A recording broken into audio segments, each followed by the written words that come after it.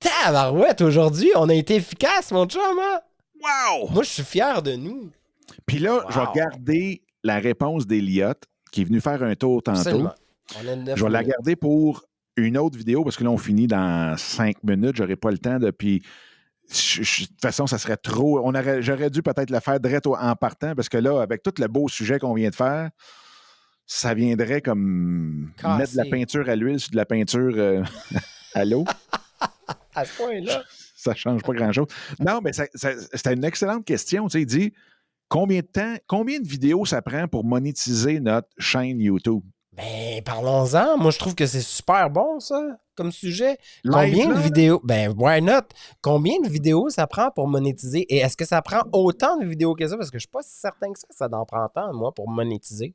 Ben, écoute, ça peut t'en prendre une, Ben oui, puis minimalement. ça peut t'en prendre 2000. Puis il y en a que... Non, mais c'est parce que le nombre de vidéos a aucune incidence. Tu sais, si tu veux, pour être monétisé, tu peux faire une vidéo complètement malade puis d'avoir 3000 abonnés à cause de cette vidéo-là, plus 10 000 heures de visionnement. Fait que ta chaîne, elle est monétisée tout de suite avec une vidéo. Mais tu peux en faire 3 puis 400 vidéos, puis tu n'as jamais atteint le 1000 abonnés ou le 4000 heures de visionnement. Fait que c'est très, très... Tu sais, il y a tellement de facteurs autour de la vidéo. Est-ce que les gens vont la pogner? Tu sais, je veux dire... Fait que le nombre de vidéos a aucune incidence sur la monétisation de ta chaîne. Si je comprends bien, puis peut-être que je suis dans le champ, tout est une question de stratégie. Ben oui, dans le fond, tu sais, je vais te donner un exemple. Toi, tu es dans une niche où est-ce qu'il y a 3000 personnes qui s'intéressent à ça dans le monde. Mettons que ta niche est très, très, très, très, très là, pointue puis tout. Là. Spécialisé, là, ouais. Avant d'avoir tes 1000 abonnés, Ça va être long. ça va être long, là. Mais si tu es dans une niche comme, mettons, la crypto-monnaie présentement, puis tu décides de faire une vidéo qui explique ça de façon hallucinante pour tous ceux qui s'intéressent à ça, et que présentement, il y a tellement de recherches sur Google sur comprendre la crypto-monnaie, mais ça se peut que tu pognes tes 1000 abonnés d'une claque. Mm-hmm. Fait que c'est beaucoup là-dessus. Puis oui, la stratégie. Fait que si tu parles, tu sais, la stratégie va pour l'algorithme. Mais c'est plus de arrêter de voir le Inc. du créateur seulement par la monétisation de la chaîne. Merci, parce que ça revient à notre sujet de départ, qui était le premier des sujets de nouvelles. C'est-à-dire... non, excuse-moi, c'est-tu ou par rapport au tabou? Ben, Bref, je commence à être mêlé. Mais on parlait de les publicités. Hey, ça sonne, ma montre, c'est n'importe quoi. Bref. c'est à cause de Geneviève. C'est Jen qui fait ça. Jen, on arrête, s'il te plaît. J'ai eu la même bip sur mon affaire. Mais ce que j'allais dire, c'est que la publicité, oui, l'affiliation, on en a parlé tantôt. Monétiser, c'est OK, cool, on aime ça. Mais on peut monétiser aussi avec l'affiliation. Ben, écoute, il existe 21 sources de revenus qu'on peut greffer à YouTube. Imagine, pour vrai, dont 11 qu'on n'est pas obligé d'attendre la monétisation. Donc, le 1000 abonnés, 4000 heures de visionnement. Mais tu sais, l'affiliation, la vente de coaching, la vente de formation, la vente de merch, la vente de e-book. Oui, ben, je pense qu'on l'a nommé, l'affiliation. Je pense qu'on le nomme assez souvent. Mais il en existe. on va en faire un hashtag, je pense.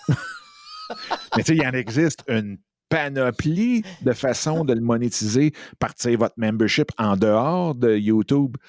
Et une fois que c'est monétisé, bien là, il y en a 10 qui s'ajoutent. Les super chats, les stickers, les memberships et tout ça.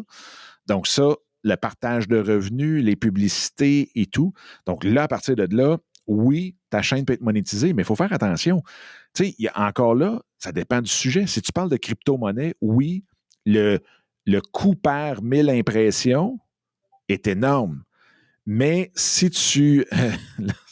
David... Si toi aussi, tu reçois tes buzz, hein? Attends, checkez bien ça, là. Checkez ça, la gang. Ça, c'est du Danny.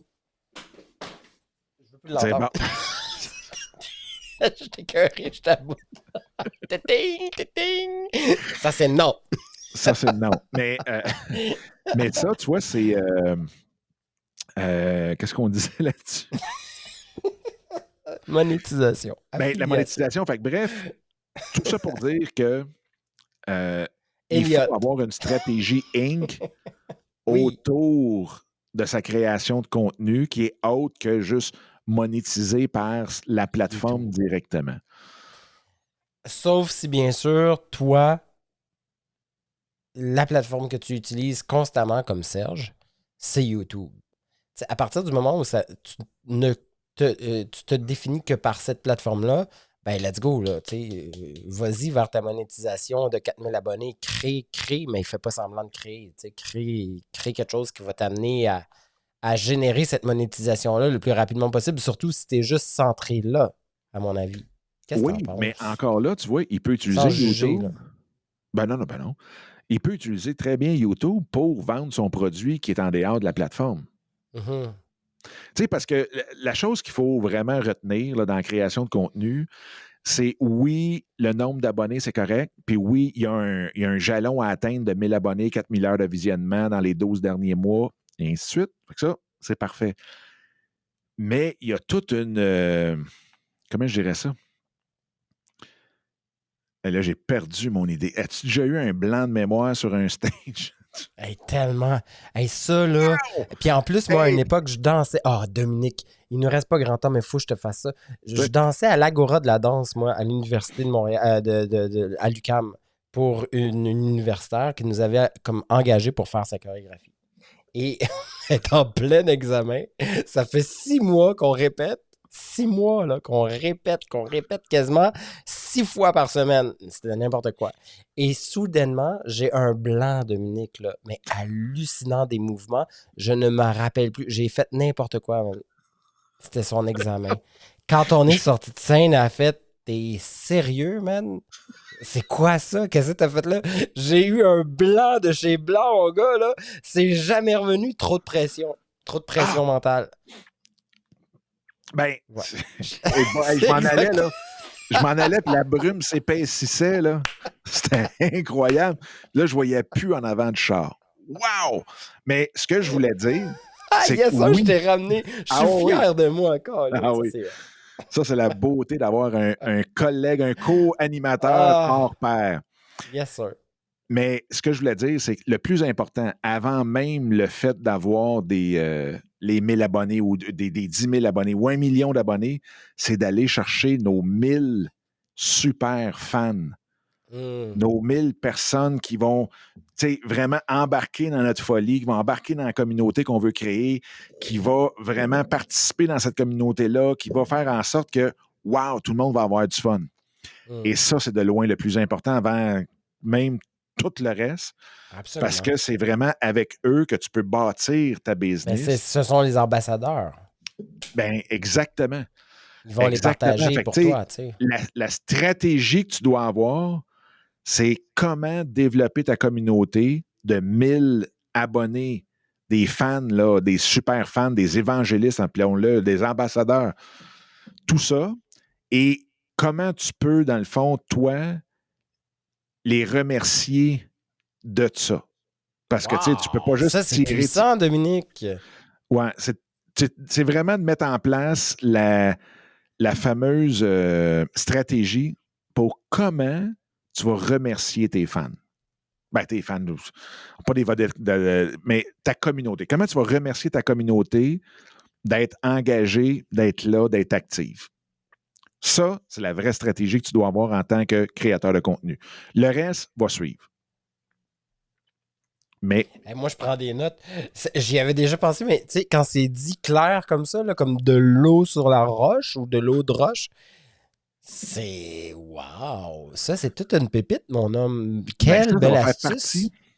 Ça va faire partie de la conférence du 27 octobre prochain à 2h mercredi. Fait que ça, on fait une conférence live sur la création, l'économie de création de contenu.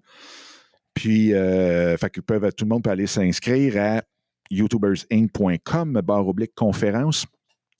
Fait que c'est quelque chose qu'on est en train de monter vraiment, vraiment. Puis, en même temps, on peut quasiment le dire, les portes vont réouvrir fin novembre, dernière semaine de novembre. Déjà. Dominique, ça fait combien de temps qu'on a ouvert YouTubers Inc. déjà? Ben, la première grande rencontre qui a tout décidé de tout, c'est mardi le 20 avril 2021. Imagine. On est déjà en octobre. Ça va vite le temps, hein? Wow. Ça va vite, mais j'ai l'impression qu'on est ensemble depuis 1622. Puis quand tu regardes ça, on n'est même pas loin d'arriver à la première année. On n'a même pas fait un an encore. C'est loin, là. Et ça revient à notre interconnexion, mon cher, virtuel. Voilà.